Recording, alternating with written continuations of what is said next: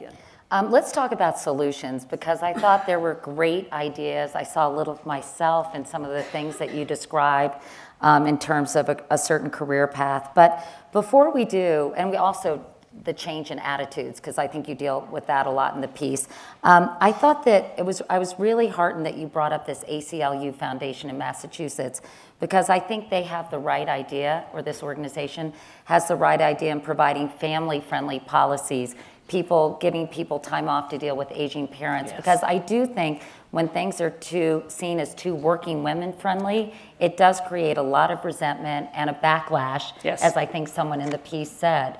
Can you describe sort of those kinds of policies and if they can be applied to other workplaces, even demanding ones like the government? Yes. So absolutely. The first thing is this needs to be parent leave. Parent leave rather than maternity or even paternity leave.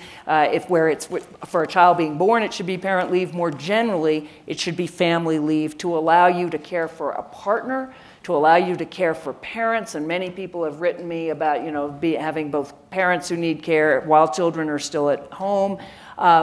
So I think that absolutely, this should be seen as all of us have responsibilities to loved ones, even if we're not married, even if we don't have children, and our society should accommodate that.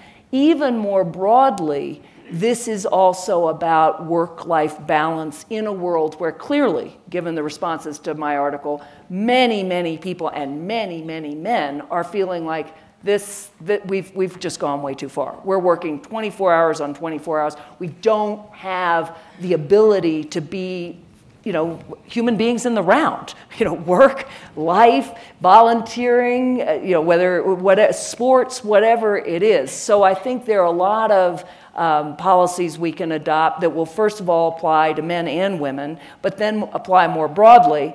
And one thing I'd say, because I've heard from a lot of single people, and I think this is really important, when you have to leave and pick up your kid, you may come back to work later, you may work from home, but you really need to be very mindful of the people in your workplace who don't have children, who are staying there, who often are picking up the slack.